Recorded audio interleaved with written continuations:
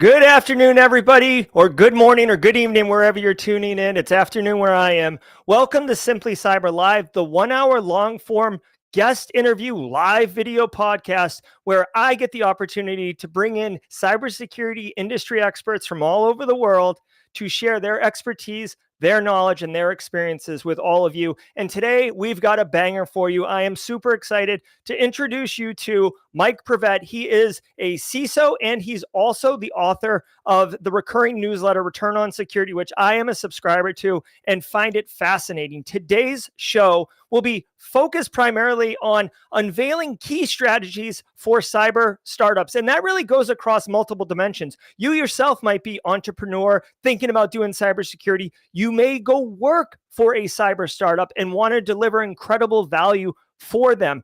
And there's a whole different dimension because Mike actually just recently moved from the United States to London, and now he's dealing with all sorts of European Union Cyber Resiliency Act, GDPR teeth, and all the things that go around with all of that. I am very excited to introduce him to all of you. Really quick before we get into it, I do want to say what's up to the regulars. What's up, Carrie? Good to see you, Kimberly, as always. Nerman's in the house. Chris Young, newcomer to the scene. Chris Young, but showing up with consistency. My man, Chris Cahall, all the squad members. Good to see all of you. I hope you guys are pumped up. Standard practice goes. If you've got a question, drop it in chat. I will be collecting them. And as we get, halfway through the show or so, you guys can take over and start giving Mike, put him through the cycles of getting his information. So without further ado, I'm super pumped to bring on Mike Privette and get him into the scene. Hope you guys enjoy the show. Let's go get Mike.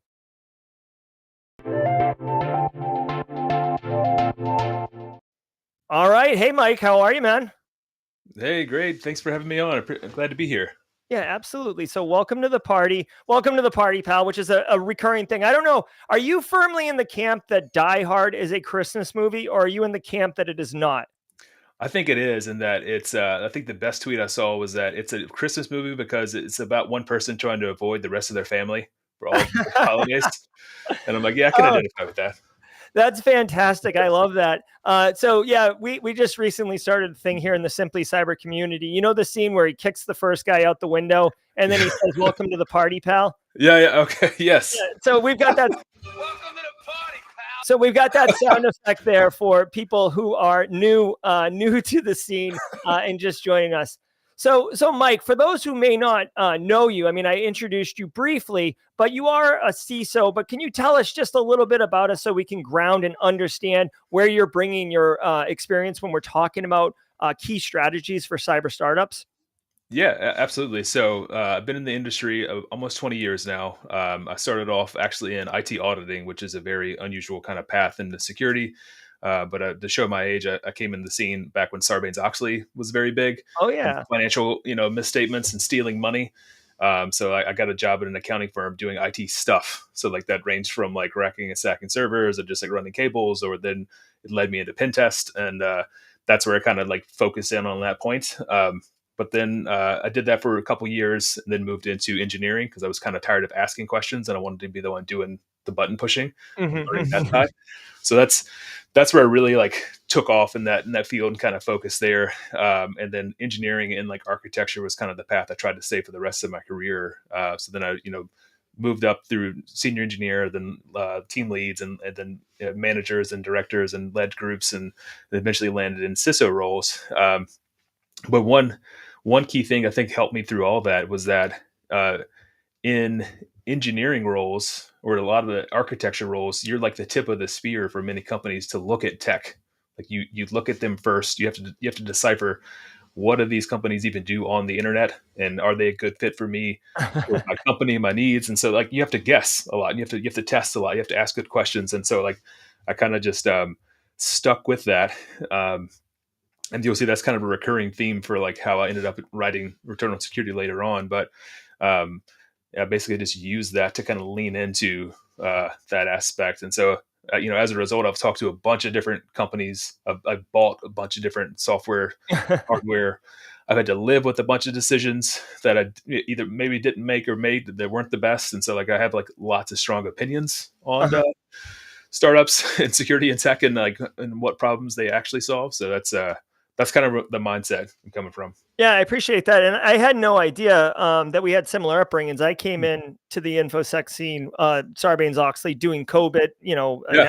analysis and stuff like that, and looking at database permissions and such like that. So Right. very cool. So one question, as a CISO, and I, obviously I don't want to, if you'd like to pass on this because you're currently employed, but Yeah. so my whole career, I was like, GRC primarily. I did some blue and stuff like that, but GRC, and I was like, oh, top of the mountain is CISO. And then like I Yeah. got there and I'm like, oh, this is different. Then this is not, this is not right. This is a bad touch. Yeah. Was CISO work what you expected? And, I guess kind of talk about your expectations versus the reality. Cause I feel like only when you're wearing the pants can you actually be like, oh, Jesus. Yeah, no, I can definitely do that one. I don't know if you guys have any gamers in this chat here, but I was a big gamer, and especially before kids. But if anyone's ever played Warcraft or any of these like massively multiplayer online role playing games, you grind for a really long time, and then you hit the top level, and you're like, all right, great, I made the top level. But then that's when you realize that's when the game starts. Is when you hit the level. That's kind of what it's like being in the CISO seat. But honestly, like as you progress and as you get closer and closer to that title, especially like in larger companies, the entire job shifts. Like it's no longer about technical things. It's about business operations things. It's about um, uh, cash flow. It's about expenses. It's about vying for attention. It's about vying for priority. None of which have anything to do with security. But then you're Yeah. always kind of making that business case. So like you kind of learn along the way that the work becomes less about the work. And so I think that's honestly, that's what turns a lot of people off. Yeah. But if you can stick with it and be good at it, and then you can bring in smart people who can do the cool, fun stuff and go do the hard work, then you can unlock a whole new thing. So that's kind of like that was a drawing factor for me, is being able to bring in other people who I knew could like leapfrog anything I could have ever done on that space, and then I could just help knock down walls and get stuff out of their way so they can get it done. So, but it is different, yeah. Yeah, well, it's interesting too because you did do the engineering architecture work, and obviously you have the technical acumen to be able to do it. As do I with a computer science background.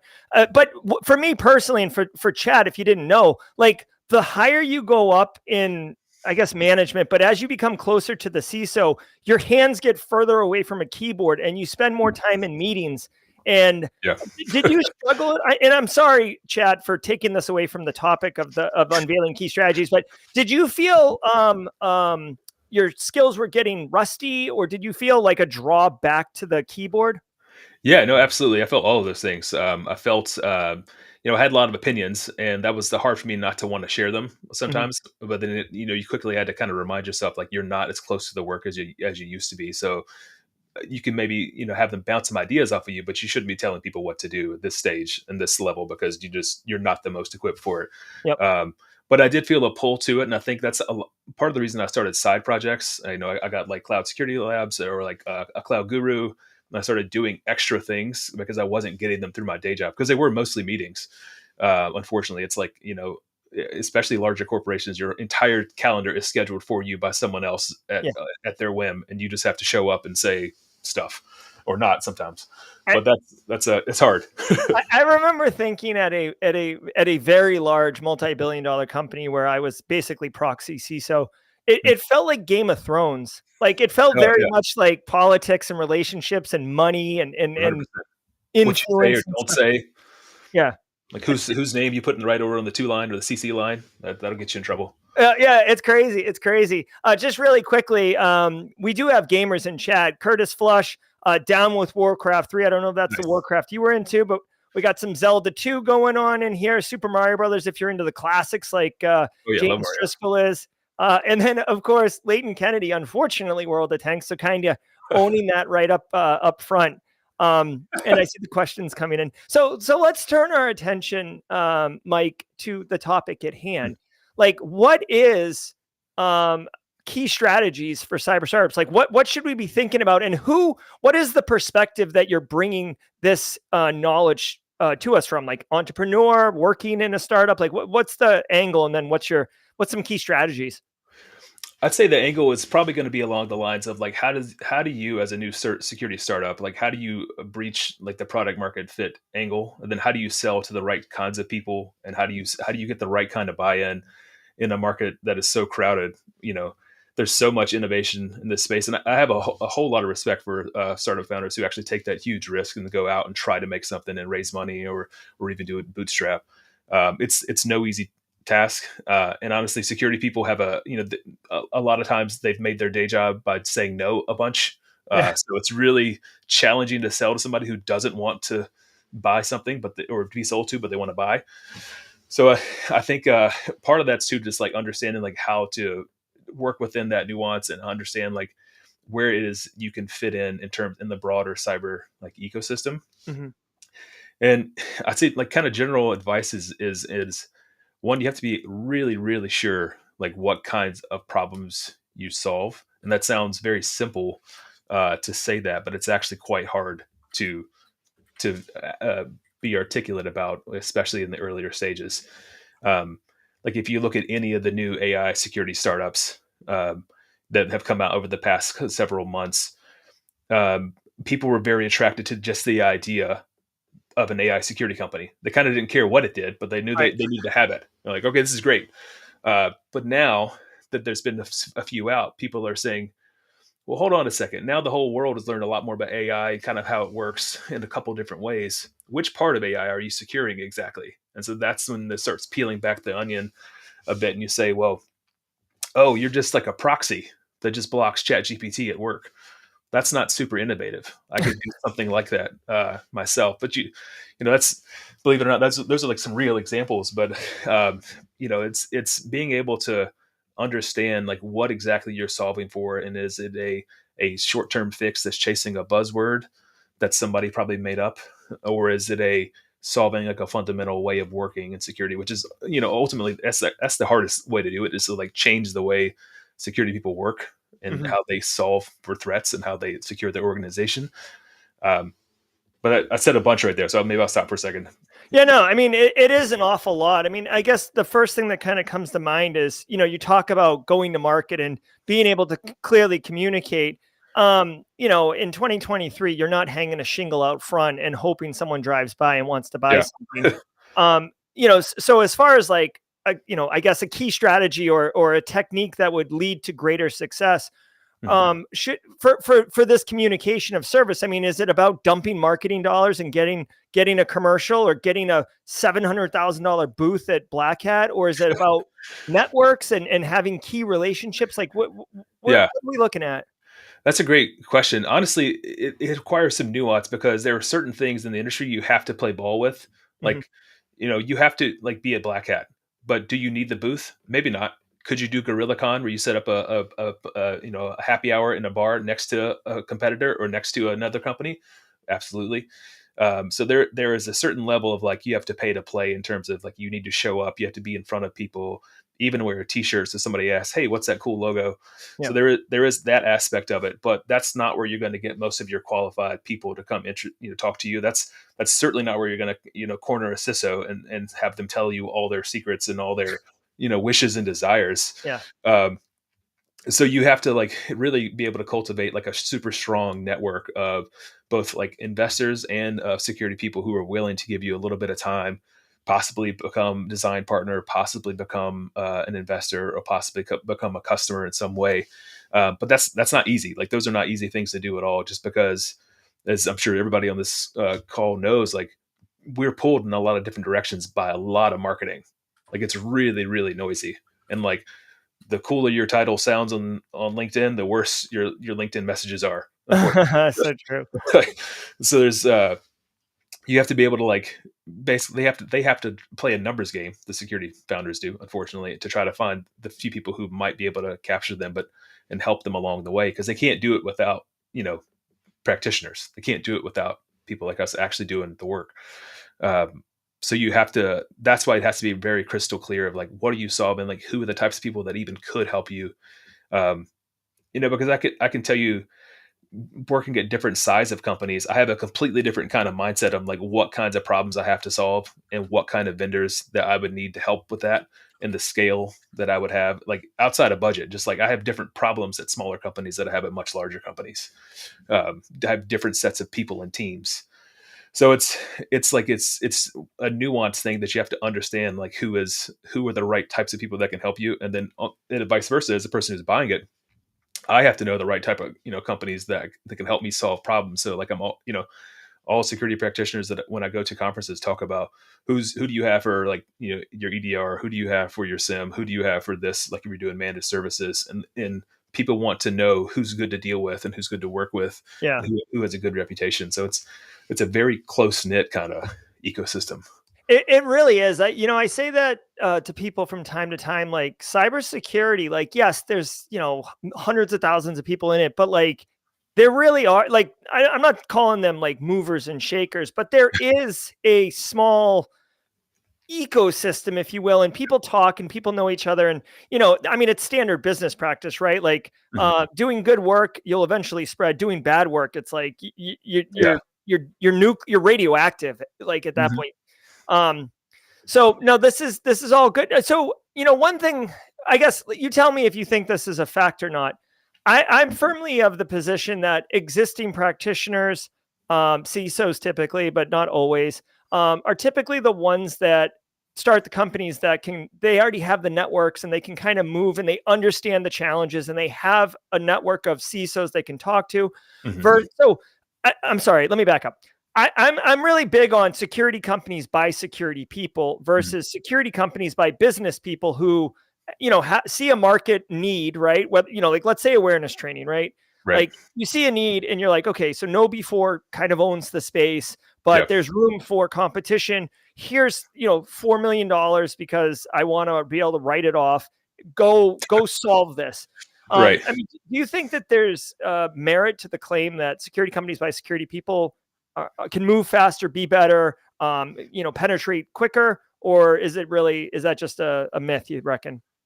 Oh man, I love this question because there's a lot of like to unpack with this, to be Sure. honest. So as security people, sometimes you're the best ones to solve a security problem, but a big caveat is sometimes you're too close to the problem to know how to solve it in a better way.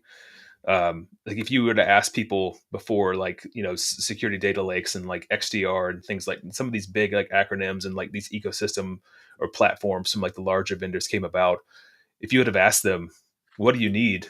They probably would have said something like, I need a better sim with faster search time. And because that's how they know what works. They just need it to be better and faster. It's like the concept of like, I don't need a car. I need like faster horses, the whole Henry Ford Henry Ford, aspect. yeah. So I think so it really depends on the space you're fitting in too. So like if you are solving a problem in a new way, in an existing space, like for example, if you're doing security awareness better than like Mhm. another company might is, it's probably good to have some background as a security practitioner but it's also a super crowded market space. So you're going to have some sort of edge that gives you credibility from the beginning. Like somebody's going to have to believe, like, why should I believe this person knows anything about security awareness? Like, have they ever been through breaches? Have they ever run a program? Have they ever worked as an engineer or an analyst or a GRC person? Mhm. um, but in industries where there is or segments within our industry where there's not much on the problem space yet. Like, for example, all the AI security stuff right now. Yep. Hardly anybody outside of the top 0.1% of security people are doing anything near AI or machine learning in any practical sense, like during their day jobs.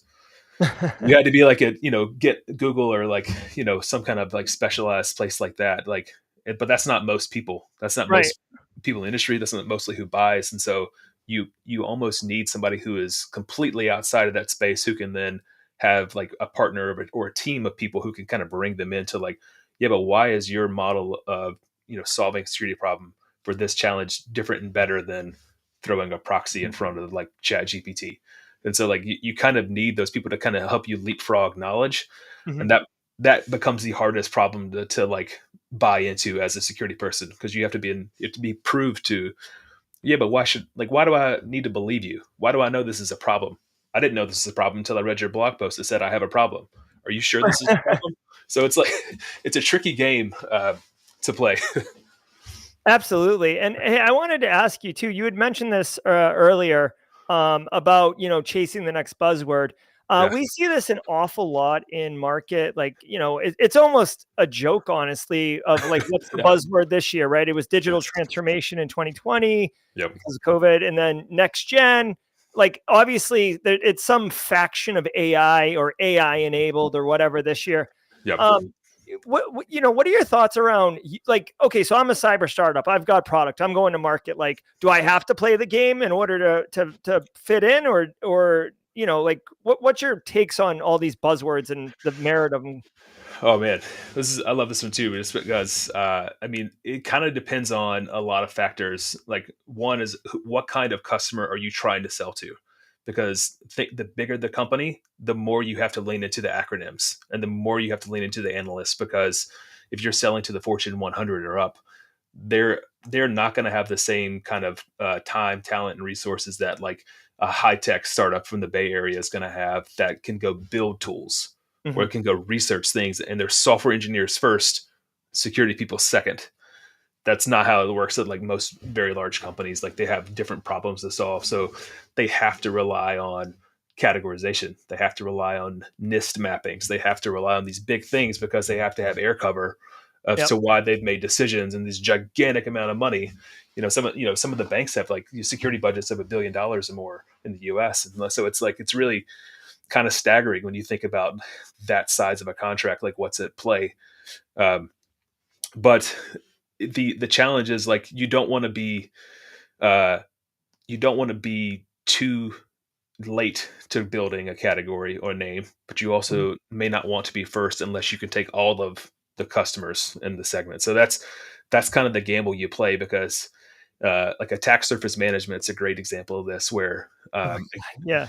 the concept kind of makes sense, but it's a company started it like 2 years before anybody else did. They basically coined the category of attack surface management with Gartner, and then every other company came right behind them, that second mover advantage, and just like wiped them off. And like every other big company just rolled attack surface management into a feature of their existing product instead of a standalone thing. Yeah. And so it became much harder to sell. Well, don't you just want this one attack surface management module instead of 10 other things that you can get and save you a lot of money? And so it was really hard to play that game. So that's the tricky part. And then honestly, like categories require education. Again, it kind of goes back, like you're probably going to exclude a certain subsector of the market already. Hmm. Um, like and then the smaller the company, you just don't have the ability to think in terms as narrow buckets. Like you have to think in broad buckets. Like I need cloud security monitoring. I don't need identity and access like entitlement management. Like I need that, but that's not my biggest problem right now. Right, right. So Well, and it's it yeah. can be tricky chasing like whatever the current problem is. And just as a quick aside, I always find it funny, like what came first, the product or the Gardner report saying that the product was needed in market. But um, Well, yeah. The yeah, answer may surprise you. yeah, yeah. So, but another thing, and I guess give me your key strategy for dealing with this. Microsoft has such market share, Yep. and like, to use a case study, Zoom was like unbelievable. You Yeah. couldn't not make money on Zoom if you invested in it because it was just out of control at the start of the pandemic. Microsoft Teams sucks as a product. I'll Yeah, just say what it is. it's not But good. so many CFOs will say, we're closing off Zoom because we already pay for Teams. And I know it's not 100% what you want, but guess what? It does meetings, it does all the things.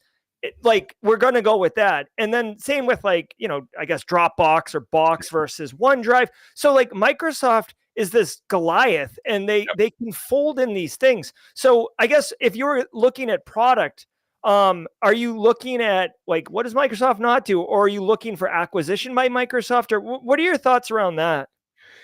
Yeah, this is the concept of like entropy and like the slow heat death of the universe. Mm-hmm.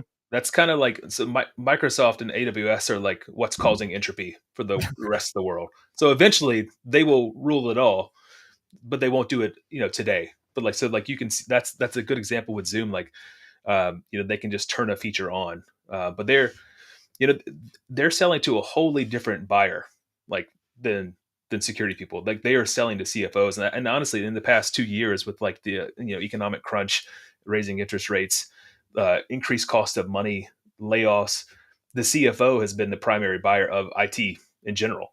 Like, Yeah. they've been the final check. They'll say a lot more scrutiny on top of deals, and even the biggest companies, like Palo Alto, CrowdStrike, have been feeling the pain of that. Now, those companies have like a lot more leverage and a lot more money to like finagle around that and help finance and do all these extra things that startups can't do. And they can be still good contenders, like into a point with like Microsoft and the like. Um, but I mean, it's tricky to kind of position yourself as being like an acquisition target of like such a big company like Microsoft or Google or AWS. You're more likely going to have more success trying to position yourself as an acquisition target of a large cyber company that may not be public yet, or that may be recently public.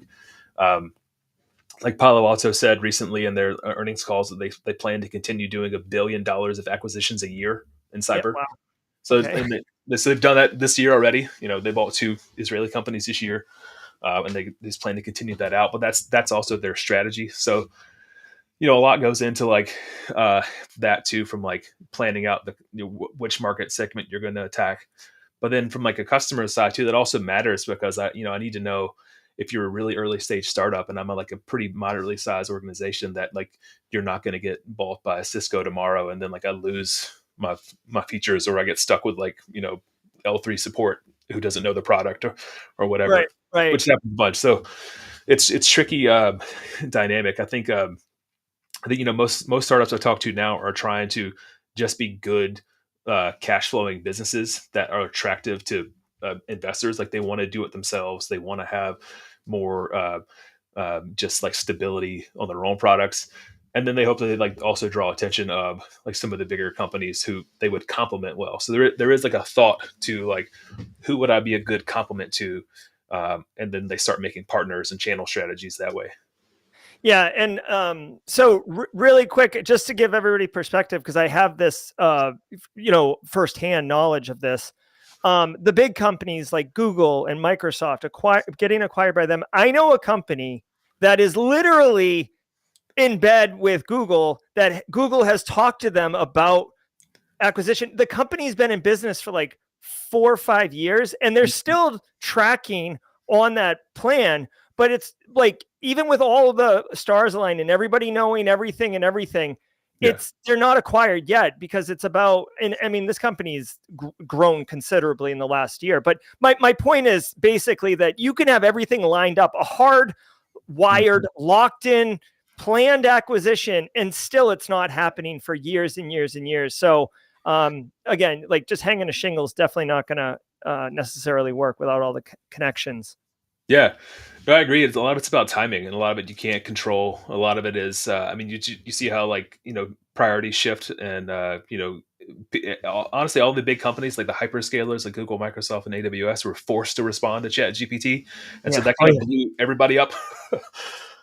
But Yeah. Well, I mean, ChatGPT, personally, I've been saying on my podcast and streams that, like, basically we were in the information age and now we're in the AI age. I firmly believe that it is, Bronze Age, industrial age. Like, I Yep. feel like AI was such a paradigm shift on how we're going to work, how we're going to school, how we're going to live, that it's a thing. You would be an idiot not to have responded. And if you look, Mhm. Google just released Gemini That's right. yesterday, Yeah. and like I said it this morning, like I feel like Google and Microsoft are in an arms race to the top to basically get the complete market share, and they both have basically infinite money to Yeah. drive that race. They do, and it's what's interesting is so they are all buying up different parts of the market too. So the people who are buying all in on Microsoft, they kind of get like the enterprise Copilot, they get like the GitHub Copilot, they get Mm-hmm. the enterprise Chat GPT. All those things are appealing to a different sort of buyer, that CFO, that CIO, that kind of business intelligence layer. Mm-hmm. Which, I mean, you got to give it to Satya Nadella, the CEO of Microsoft, who like kind of made Teams the operating system of the business. That's hard to compete with when you're so ingrained, and like, because people in businesses, they speak through spreadsheets, Word docs, PowerPoints, and email, and like Microsoft's got them all Oh locked yeah, yeah, in. they've got it locked down. And just really quick, because BSEC went on a little bit of a tirade. BSEC's a regular in the community. Little bit of tirade around. Oh, hold on, let this come up here. Teams is getting better with integration. He Yep. also mentioned that Teams is, and this is like in jest, I think. Teams is like Slack and Zoom in one, right? You're all in one stop. Uh, so Yeah. yeah, appreciate that, BSEC, and what you're driving on there. So let me ask you this. What are your thoughts? Again, we're talking key strategies for cyber startups. When I think of a key strategy, if my goal is to get acquired, right? Because people should understand this. Sometimes your goal isn't to become the best email security gateway company out there or the best AI tool. It's literally to get acquired. That's the Right. goal. You have an exit. You're an investor essentially, except you work there. Mhm. What are your thoughts around like Combinator and these options where you can basically fast track the whole workflow, but at a cost? Yeah, I mean, I think for the right, kind of startup, they can make a lot of sense. Especially if you're geographically located in a Mike, I'm certain sorry. area. Can you just like 2 sentences explain what Y Combinator is for Oh for yeah, yeah, Jeff? yeah. So for Y Combinator, anybody who doesn't know, it's a really popular startup accelerator in San Francisco. So you basically go through like a cohort base of, which is very similar to a lot of other accelerators, but you go through and you get a bunch of like milestones to complete. You get a bunch of introductions. You get like a huge network of people, which is kind of one of the biggest draws of like these successful accelerators, is you get access to, a trove of people you wouldn't get otherwise, Mhm. and they give you rapid feedback on your startup, and like you pivot a bunch and you make new ideas and you go through the program, um, through it, and you give up part of your company for Kind that. of like Shark Tank, kind of. Yeah, kind of, not as, maybe not as like dramatic, like, but on TV, but it's similar too. But I mean, lots of great companies outside of cyber too have spun out of Y Combinator, and I think like last year, like there were like 5 or 6 different AI or security and privacy companies, which is like one of their biggest collections in their cohorts ever, because it's mostly like traditional SaaS like software businesses. Mhm, mhm. Uh, but so there can be value to that. Like I know of a couple who have been pretty successful so far and have gone on to raise pretty significant amount of money, which is kind of like the measure of success in like the old school VC world. Like the more money you raise, like kind of the better. Yeah. Uh, Chris Rock from Sim Monster went through Techstars New York and got 100 yeah, investors. Huge push for pre-round, pre-A. Oh yeah, he put Sim Monster in there. yeah, exactly. So like I'm familiar with like Techstars as well from like a different company. Like they can be good. They can be useful like startups. They're not necessarily for every kind of startup, but if you don't have like kind of a base, you don't know where to go, and you have the ability to kind of jump in on these programs, like they're not bad. And truthfully, many startups will do many different accelerators, which can be a little bit of a trap, because if you start doing too many, then it's like, all right, what do you like? You probably don't have the right fit if you've done like your 5th accelerator by now. You Yeah. should have already hit some traction. Um, but it's like, it really kind of comes down to, and this is why honestly picking an investor, the right set of investors, is like one of the most important things, is because they are going to be the ones who can turn you on to the right people, the right feedback, possibly the right customers, possibly the right set of like connections, or even like people to bring into the company, Mhm. because it's just kind of an interesting way to cut through us. And that's why it's becoming a really important. It's always been an important thing, but it's even more so now because capital is still a bit scarce. Meaning people aren't spending as much. Like in the tracking and the what I'm doing with the newsletter, we're probably still down about 30% from last year, and last year should have been a lot better. Had the second half of 2022 not happened and interest rates went through the roof. Um, but so like things are rebounding a bit, but it's people still have to be cautious about what's the value add that an investor group can bring, and a lot of that is happening around through outside networks. So VCs are building expert networks of people who are cross functional in many ways, practitioners in many ways, and they're doing that so they can say, "Oh yeah, by the way, we've got a captive group of 50 people that you can go network with at the next happy hour, and at least pitch your idea, see if it resonates with." So that's kind of like an invaluable like value add that they try to add with it. Yeah, that's wild. As someone who's never really, swam in those waters, I thought it was just about how much money can you give me, right? It It sounds used like to be it's way more that. than that. Yeah. Yeah, I mean, honestly, that used to be the motto because that was how you made money. So like, we were going to dump $100 million into you, so you can return a billion or 10 billion to us, and then we can make our money and sell you to the next person. Um, but now it's there's this weird thing like focusing on financials and like profitability. Like, so that people want to do that because that makes for like a healthier company instead of kind of a growth at all costs company. Because truthfully, growth at all costs is what gets those like super gross boosts that you see like RSA or like Black Hat. They're like, there's a Ferrari and like a robot serving you coffee. You scan your badge, and like that only works with so much, but um, or it doesn't get you the right kind of leads typically. Right. You're actually wasting your sales team on chasing things that don't Yeah. go. So I just want to take a quick question because it's pretty germane to what we're talking about. In chat, Michael Cheney over on LinkedIn said, when picking investors, what steps do you take to guard against IP theft? Yeah, I mean, honestly, a lot of times investors will push you very quickly, like the NDAs, when they start getting serious.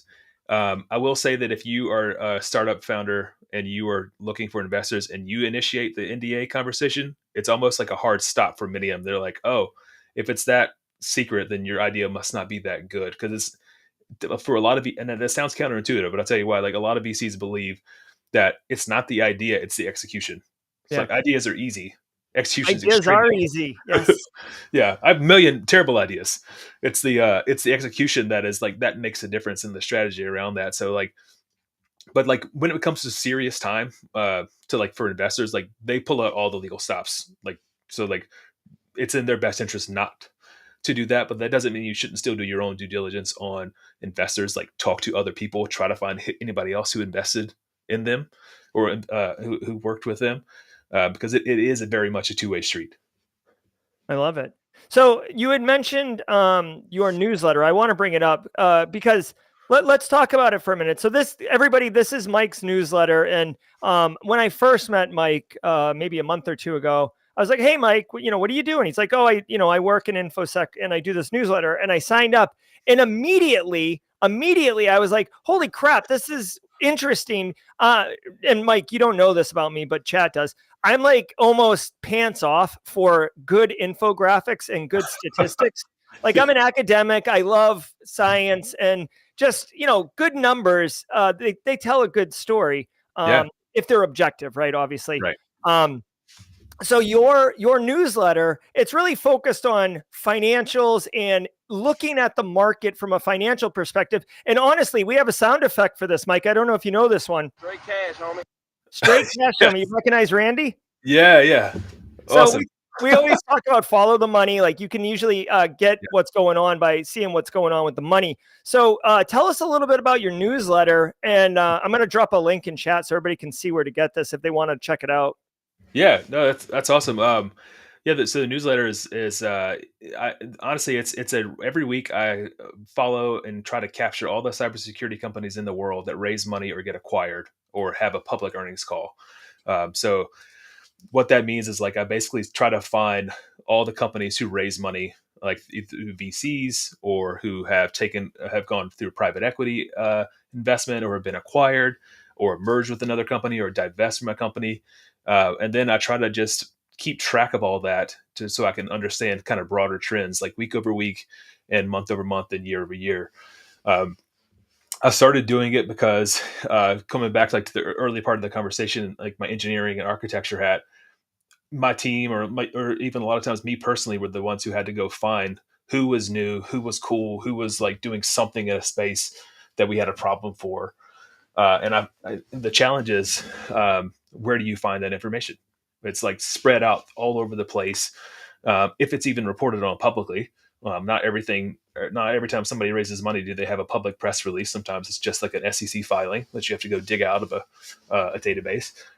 But I found that I was interested in that space, and I started just collecting it in a spreadsheet. Going back to like the early, auditing days, like you do everything in a spreadsheet,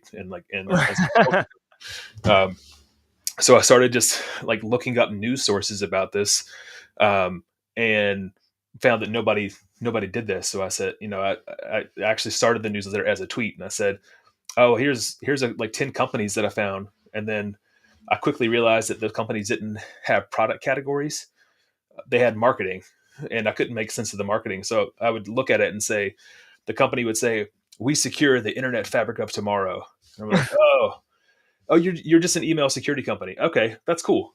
I like Yeah. that. So I'm going to say you're an email security company, and then I'll let somebody else figure out if they want to wade through your marketing. Um, but that kind of became like the thing. Like, how can I help normalize the data such that then people have the information, then they can go kind of research on their own with like a preset list. And so I put that on Twitter, and I was like, hey, one like, and I'll do it again, basically. And I asked some friends who do like more traditional finance roles. I'm like, hey, I got this like chart. How do you feel about this? Because I know sometimes people invest in cybersecurity things at like professional, like at large banks or like investment firms, and so they gave me some feedback on like how to structure it, like basically like an investment memo, and that's how I started like overlaying that on, and it just sort of like grew on from there. So like I'll just capture trends and like I track it all in a database, and then I can see stuff growing or moving and shaking and all that stuff. So it's just really fascinating for me. Yeah, I love it. We're going to take a look at a couple examples in a second Yeah. here. I just want to give a shout out really quick because, again, you may not know this, but we actually have a emote. I don't know if you're watching on YouTube, but there's a cash rules everything around me emote Yes. that we have. And I see you too Yes. are, down with the Shaolin. So very Yeah. nice. Very nice, Mike. I enjoy that. I love it. I actually have a footer, like the little subject line. It's like in small text. Like if you understand the subject line, we are now best friends. Like you slide down just a little bit below Okay. picture, right below. Here we go. Cyber Arena. It's right below onward to this week's issue. Like right back up. Hold on. Where? Oh, So right see, here. yeah, right above that. The Do you little understand all the subject line reference? We are now legally best friends. yeah. Oh, that's awesome. No, I don't recognize that like for the deep cut reference, but I do like it. It was because the Wu Tang Series B's on the Swarm. I named it this one. That came to me because there were a bunch of Series B rounds or middle stage rounds the week I wrote that, which have been mostly missing this entire year. Oh, I see. I I've been see. tracking it. I'm like, wait a second, anomaly. It's now people are starting to get really back into me. That means a lot of things. One, like money is back again. Yes. Like money at that level, like Series B, Series C, Series D, you're talking like 30 to 150, 200 million. That money got hit the hardest outside of like early stage startups. Um, and so that was like, okay, this is an anomaly. That means like that's a good sign of economic progress for a lot of reasons. Like investors are starting to feel better about the prospects of the economy, which kind of goes into the broader like this is where I go like kind of like beautiful mind, and I start going down the rabbit holes of like economic theory and stuff like that. But that's kind of like where it all ties in together, because we're all part of an economy. Security, as much as we like to believe it's kind of like an island to itself and it's kind of not impacted by good, bad, or otherwise. Yeah. It is. It's just not as impacted as much on sometimes. And sometimes we have an inverse correlation, like when there's a war, spending goes up in cyber because physical cyber divide. Yep.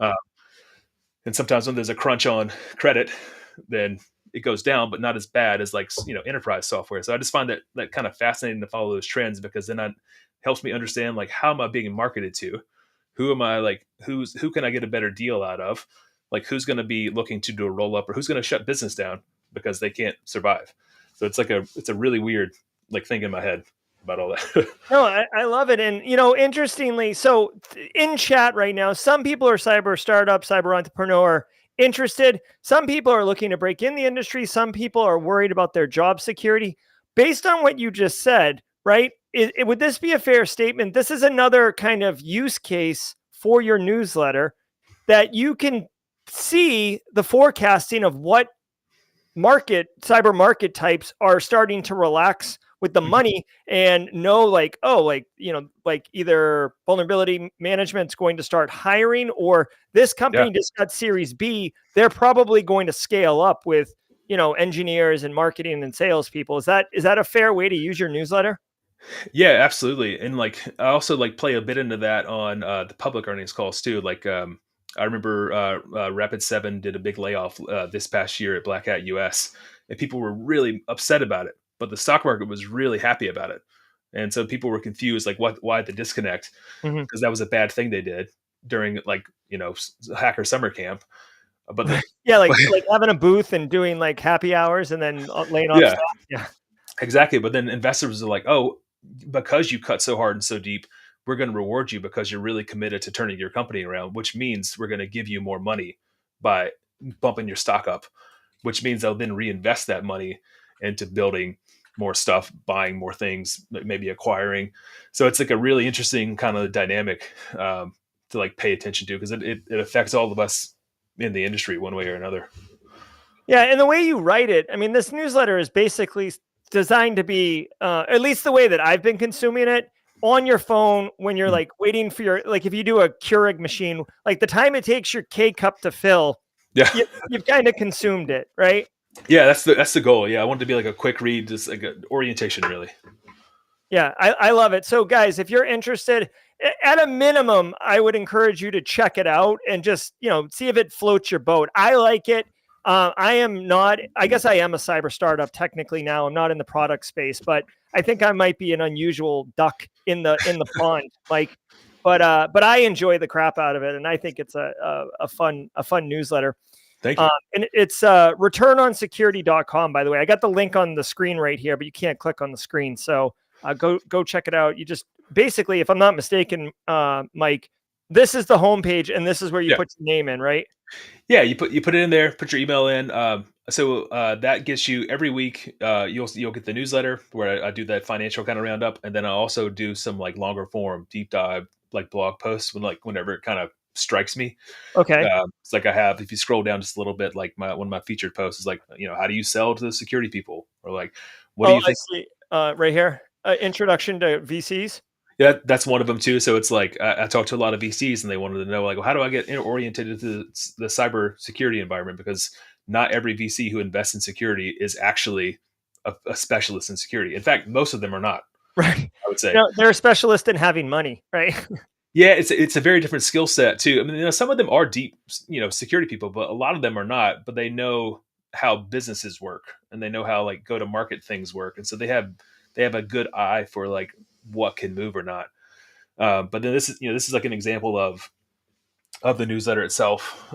So this comes every Monday, and then I've got a couple blog posts that I write like maybe like one a month or something like that of just like random topics. Yeah. And for me personally, again, I'm trying to convey to people, I know you can't read this, but I'm trying to convey to people how I use this newsletter in case it resonates with you. Like this one, like one of my consulting businesses kind of service offerings that I'm looking to do is basically information security awareness, but very bespoke, where I'm making it germane to like what's in the news today. And it's a weekly email to the staff and everything like that. So like that's a product, but I haven't been pushing it too hard because people have been tightening their budgets, and I just don't feel like wasting my cycles getting told no. But this right here gives me hope, and I'm like, okay, like I should restart that engine and get it going again. So that's just, yeah, go ahead. No, I would agree with you. That's a great time to use it too. And like, a lot of people even see like, oh, where should I go find my next like SDR job, or where should I go find my next gig because the company just raised money. And I'm always happy to answer questions. Like I don't have every answer about these, and I don't talk to every company, but I'm always happy to kind of give an opinion too. on any of it. Yeah, I love it. You want to take a couple more questions? Kimberly's got one for you. What type of cyber startups are oversaturated now? Like, what's the product market where it's like, Jesus Christ, one more? Yeah, there's many. EDR. It's impossible to be innovative in the endpoint now unless you can buy like one of the EDR helpers. It's like a category I just made up. Like Is they're that like AI enabled for tier zero EDR? yeah, that's probably. I hope somebody uses that on their marketing, honestly. Uh, but yeah, it's like people have now started building entire businesses around CrowdStrike EDR to help CrowdStrike EDR or further enrich CrowdStrike EDR. So that's like a strange niche that's like developed. That Um, is, that's like the little guppies that swim around the shark. Yeah, eat the Yeah. barnacles or whatever. Yeah, yeah. So like, and obviously that's like only certain companies can afford that or have a need for that.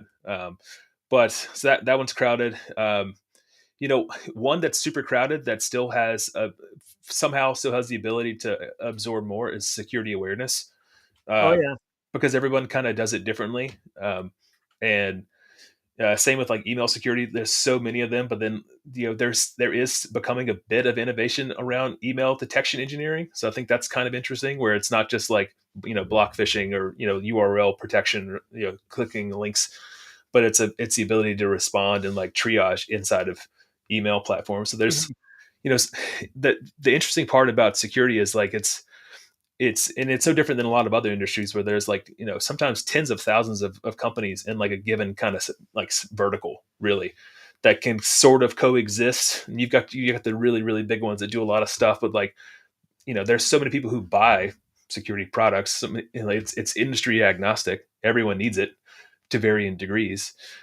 So like a lot of companies can still survive even with their super crowded. But I will say, if you're going to do like a cloud security posture management startup, just don't do that because there's Okay, so security posture management out. Good. CSPM. There are too many of those, and it is just a feature. It is not a separate product by itself. It's a feature of like lots of other stuff, and so, but that wave passed like 3 years ago. Like Yeah, well, you'd almost imagine that the cloud platforms would offer that as part of their service because they want you to have a toggle for security, right? I mean, yeah, they do, and honestly, it's like if you look at like the giant ones like Wiz and Lacework and Orca, like it's really hard to outflank them when they can just turn it on. So it's really it's really tricky to kind of innovate on that space, and so that's why people are kind of like trying to find like the next tier or the next layer to go to. Yeah. yeah, that was speaking of Wiz, like, I'd heard of Wiz, but I didn't realize they were as big as, and then the news came out that they're like, again, this is very relevant because of the topic, but like they were going to acquire Sentinel One. And I was Oh like, man. what the hell? Like, Sentinel One doesn't get acquired. Sentinel One acquires you. I'm like, what is going on here? Do Oh you man. like, do you have any thoughts on that? Because I was actually kind of taken back by that whole deal. Oh yeah. Actually, I have many thoughts on that because I listened to the earnings call where Sentinel One CEO like berated investors for asking that. They're like, he called Sentinel One or he called Wiz a nice little company, Yeah. and like said all these other strange things, and then called everyone liars, like called the press liars on like on his earnings call. Oh, okay. Because it is weird. And obviously, there was like some sort of like embarrassment there. Because for what you just said, like they're a public company. Like, why would they get acquired by this like hotshot private company? Um, but they've been struggling a bit too. So it's like, what of that was manufactured press versus what of it was like just an unhinged, person, just blowing off steam. Um, but yeah, it's always fascinating to see that space. Actually, Wiz just did acquire a company this week, like a software development company. It's their first acquisition. Interesting. Yeah, Do you cover it in your newsletter, or are you able to kind of shake out what the plan is? Like Wiz, for example, they're not publicly traded, right? So they don't have any obligation to disclose their strategy. But when you see, like, you don't just acquire a company because it's cool. yeah. Like, you do it with some strategy involved. Like, are you able to piece together, like, the direction of where these things might go? Sometimes you can based on like the kind of company is like some acquisitions are so kind of obvious, like that they just fit nicely into a portfolio of services.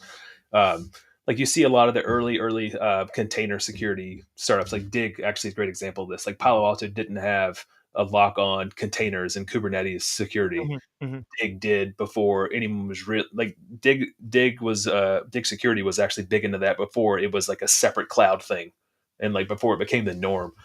So sometimes you can just look at that and say, okay, you're piecing together a more holistic portfolio. Um, Other times you look at it and say, this kind of doesn't make any sense because it doesn't seem like it's core to your business model, or maybe you just bought them because you just needed the IP, or some of them are even acquihires. So you like the team, you like the founders, the product's throwaway. Maybe you want a couple contracts that they have, but really you're after the IP that so then you can leverage it to build your own thing. Um, so like sometimes you can Wow. piece it together like kind of externally. Obviously most of that's very confidential and like nobody shares that kind of stuff unless you're insider. Um, I will occasionally get like non-public information, but I don't share it because I'm like I only share public things. So unless somebody writes about it, like I can't like say these things out loud. Wow. So are you like building a rep in the industry as like, like off the record kind of guy? Like you're the, oh my God, what's the guy in the NFL who's like, he's always breaking news. I can't believe I can't think of his name right now. Oh my God, that's going to kill me. But I'll come up with it in a second while you're answering. But are people reaching out to you, or are you contacting them like a journalist? Like, cause joining an earnings call, anyone can do that. Like, Anybody can do it. Yeah. but you just disclosed something that sounds a bit more, and I'm curious about it. Yeah, I mean, some of it I pieced together from like what the earnings say or what press release say, or the fact that I might know somebody at a company. Like sometimes I'll find out a company got acquired before people who work there find out they got acquired, just from like just capturing public sources. Um, but yeah, I'm at a point now where I have like PR firms send me stuff all the time. So they'll say, "Oh, we have a new press release," which is awesome because like it helps make my job a bit easier. Yeah. Um, the but before it was just me reaching out to everybody, but now I'm at a point where acquisition will happen and then the PR firm will say, do you have any questions, and then I can ask them a whole series of questions back, like why this company now, why take this level of money instead of going IPO, why, and I'll often get a response back from like the founders of the company about why it is, which is pretty cool considering like I just make this stuff up like Yeah. every week. So it's like it's cool that I now have PR firms actually reaching out about it every week. I love it. In fact, I tell people all the time, Mike, like, you've got to network. Like this is kind of a bigger topic, but like you've got to network. You can do it the hard way and not network, but you're like leaving half of all opportunities, if not a greater percentage, on the table. And but networking can be done in different ways. And like you starting something, like people weren't reaching out to you day one, but eventually you established that that's what you're doing and that's who you are, and people Yep. found out about it. And I just wanted the community to see like this is a perfect example of like how this thing can organically grow. And by the way, BSEC was the first to get it. I Googled it. Adam Schefter, you're the Adam Schefter of cybersecurity product. That's pretty cool. I'll take it. Yeah, I like it. You're probably taller than Adam Schefter, but like that's fine. Yeah. So we're kind of getting close to the end here. Let me take one more question from Chris Cahill. This is a little bit earlier, but like, how do you build trust with customers without compromising cybersecurity measures? They say here. So I guess how do you build trust while balancing kind of ethics and morals? I reckon. Yeah, that's a great question. So is this in regards to like if you're a cybersecurity startup trying to sell to a customer? Yeah. Yep. Um, Honestly, trust driven is kind of like the new framing of the way to think about this now. It's like don't sell me slideware. Like let me test this and do it myself. Let me prove out the value, and then let me ask you questions. Um, it doesn't work for every startup, but many startups have like a way for you to trial directly into the product and put your own like IP space or your own, or install an agent or anything like that from the beginning with like very minimal customer support interaction or sales interactions. A lot of those are really successful because you're able to see quickly whether or not it's useful, and like it helps shorten the cycle on both sides. Like they don't want a bad lead, and I don't want a bad product, and so it helps like kind of shorten that gap. But it's and it kind of goes back to like you always have to be very clear on what exactly is like you're solving for and what you're not, because if it's like what's a roadmap item, like, and what's a cool idea versus what are you actually going to do, because like Mhm. it's far too easy, especially in the early days of security companies. If you haven't reached a ton of traction, is to keep pivoting and saying, "Oh yeah, we could do this too. Oh, we can also do this." And then like what you're actually doing by saying yes to all these things, or saying yeah, we could do all these things, is you're actually built a professional services company that has some software behind it, but that's not scalable. That's not what you actually want, unless you're doing like pen testing as a service, or like red teaming as a service. Then that's like a wholly different model, or if you're starting services based and then you add software. But if you're a software business, you can't be consulting first. And then like consulting can be an add-on, like kind of after the fact, after they buy it. Yeah. Well, and what you're saying can be very tricky because you get into personalities where maybe the CEO is a visionary and they, they can make decisions and they have big ideas and they make a little bit of money off this idea over here. So they start chasing it Yeah. until it was just a flash in the pan. Yeah. Those are all sorts of things. Time for a different talk though. But as we're rounding out, guys, Mike Privette, his newsletter is returnonsecurity.com. We've been covering it mostly today. I would love for you guys to go check it out. It just, again, it's a newsletter. So you get the email, maybe it's in your spam, double check it there. But I've enjoyed it, and I've really enjoyed talking to you, Mike. Any other projects or anything you want people to go check out? You like to connect with people on LinkedIn?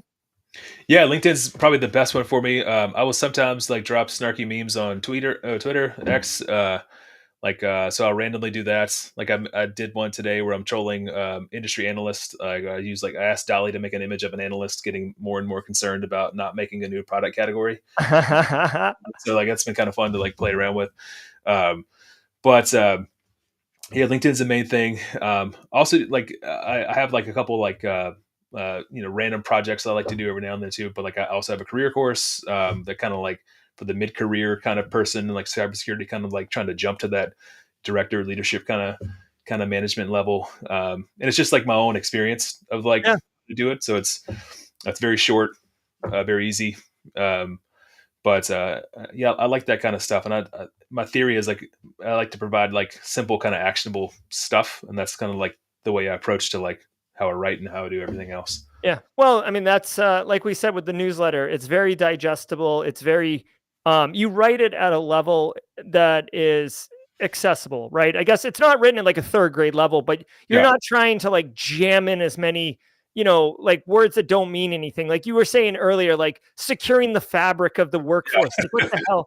Like you, yeah. you basically speak plainly and you make it, which makes it easy to consume and digest. I appreciate it. That's my goal. Is like I don't want you to have to be like a financial analyst to understand anything, but I also don't want you to necessarily have to be like a super tenured security person to understand it. It's okay to be on both ends. Yeah. That's kind of my theory. Well, and that's why I wanted to bring you on and introduce you to the community because, guys, we focus a lot on practice and operations and kind of the macro picture of cybersecurity legislation, regulation, trends like AI and stuff like that. But this dimension of it is totally important to look at and understand. And if you don't, you're kind of missing part of the pie, and not a lot of people are talking about it, which is why when I found Mike, I was like, oh Jesus, like you're an instant, come on the show and talk to the community. So again, thanks so much, Mike, for all Yeah. you do. Returnonsecurity.com, everybody. Guys, chat, thank you so much. Great questions, great engagement. Mike, thanks so much for being here. We'll have to have you on again another time. I hope you had a good experience. No, it was awesome. Yeah, it was a lot of fun. Like you said, it flew by. And appreciate all the good questions and chat. And yeah, thanks so much for having me on. All right, everybody go connect with him on LinkedIn. Sign up for the newsletter on returnonsecurity.com. And, and be here tomorrow at 8 a.m. for the daily cyber threat briefing. Until next time, he's Mike. I'm Jerry, your chat, and stay secure. Everybody, I hope you enjoyed that content. Keep the cybersecurity train going by connecting with the other Simply Cyber community resources. We have the Discord server that's lively and always keeps the conversation going. You can connect with me directly on LinkedIn. And also every single weekday morning on the Simply Cyber channel, we're doing live daily cyber threat briefings, 8 a.m. Eastern time, as well as Thursday at 4:30 p.m. We're doing live stream interviews with industry experts, and we produce videos that we push out every Wednesday morning. I'm Jerry from Simply Cyber. I hope you enjoyed the content, and we'll